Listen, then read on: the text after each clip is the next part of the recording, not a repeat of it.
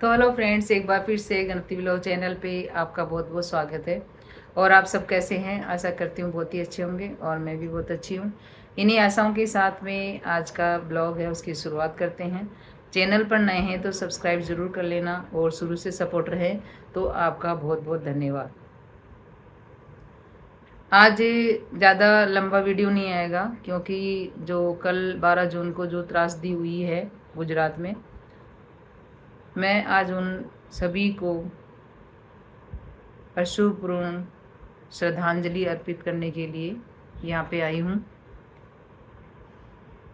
तो अहमदाबाद से जो प्लेन क्रैश हुआ है उसमें करीब 247 लोग थे और जो जिस पे हॉस्टल पे गिरा वहाँ से भी करीब 10-15 लोग मारे गए हैं।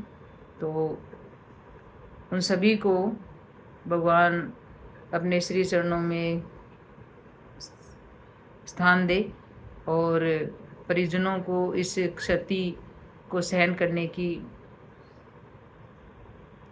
जो परिवार में एक क्षति हुई है उसको इतना बड़ा दुख हुआ उसको सहन करने की शक्ति प्रदान करे। बस अपन तो यही बोल सकते हैं और ऊपर वाले की माया है, अपन कुछ भी नहीं कर सकते। ये जो मरण परण और ये जो जन्म है इसका भगवान ही डिसाइड करते हैं, डॉक्टर भी नहीं कर सकते।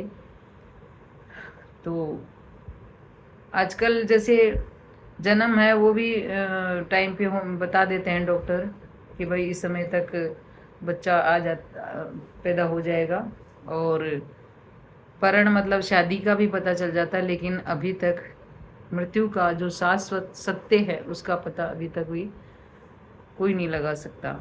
ये सिर्फ भगवान की माया है और इसके अलावा इंसान के हाथ में कुछ भी नहीं है।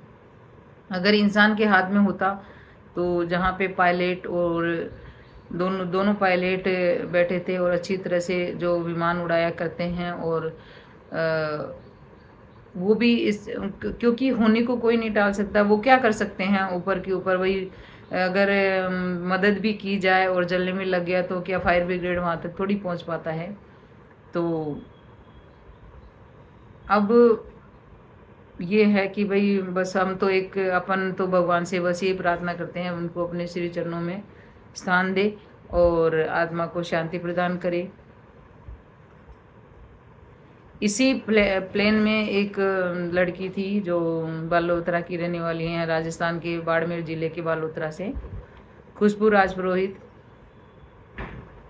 7-8 महीने पहले उसकी शादी होती है और 2 महीने शादी के बाद वो अपने हस्बैंड के साथ राजस्थान में रहती है। और जब उसका पति जो है डॉक्टर है लंदन में, वो वहाँ चले जाते हैं।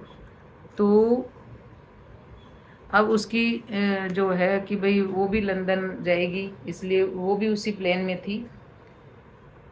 और वीडियो आ रहे हैं उसके भी बहुत दुखदाई वीडियो, जब वो विदा हो रही है अपनी मम्मी, अपनी चाची, अपनी दादी, उन सब से मिल रही है, अपने पापा से मिल रही है।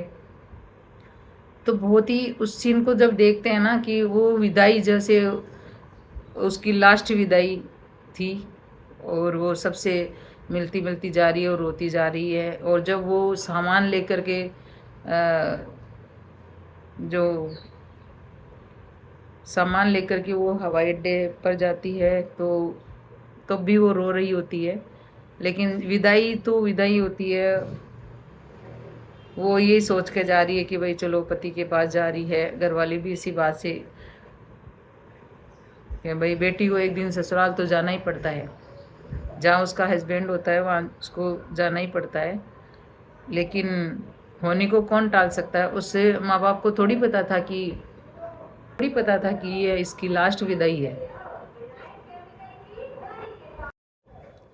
तो उसको, लड़की को भी नहीं पता था कि ये उसकी लास्ट विदाई है, और न उसके माँ बाप को पता था। अगर पता होता तो कौन इस चीज़ को होने देता कि भाई क्यों अपनी बेटी को विदा करते, और क्यों उसको विदा करते, और क्यों वो मौत के मुंह में जाती।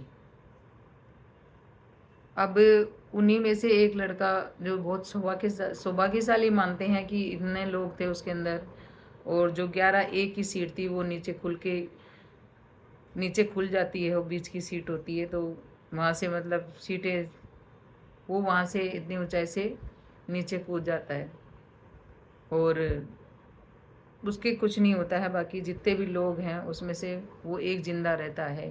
247 के करीब ये सीटें थी, उनमें से एक आदमी जिंदा। और जिस बिल्डिंग पे गिरा वो डॉक्टर्स उसमें थे, खाना खा रहे थे और उसमें उनकी मौत हो गई। तो ऐसे करके जो अभी आंकड़े पता चल रही है वो करीब 250 लोगों के तो पता चल गया भाई, इतने लोग वहाँ के ख़त्म हो चुके हैं। लेकिन एक बहुत दुखदाई ट्रेजेडी है ये, बहुत दुखदाई दुर्घटना है। कोई अपनी बहनों से विदा हो रहा है, कोई अपनी नानी से विदा हो रही हैं, कोई किसी से मिलने जा रहा है, तो कोई किसी से मिलके वापस अपने जा रहा है। तो ये बहुत ही एक, पर होने को कौन टाल सकता है, ये सब ऊपर वाला जैसा करता है, हमें रहना जैसे हमें लगता है वैसे रहना पड़ता है। तो भगवान उस परिवार को, उन सभी परिवारों को इस क्षति को सहन करने की ताकत देना। मैं तो यही प्रार्थना करती हूँ कि ऐसी कभी भी हमारे देश में ऐसी घटनाएं अब दोबारा मत होने देना, क्योंकि बहुत हो गया। और जब एक परिवार से एक सदस्य जाता है ना तो बहुत ज़्यादा दर्द होता है। तो ऐसी घटनाएं दोबारा नहीं हो, इन्हीं आशाओं के साथ में परिवार को इस दुख की घड़ी में हमेशा साथ दे, इस क्षति को सहन करने की ताकत दे। इन्हीं आशाओं के साथ में आज का जो व्लॉग है बंद इतना ही करते हैं। धन्यवाद।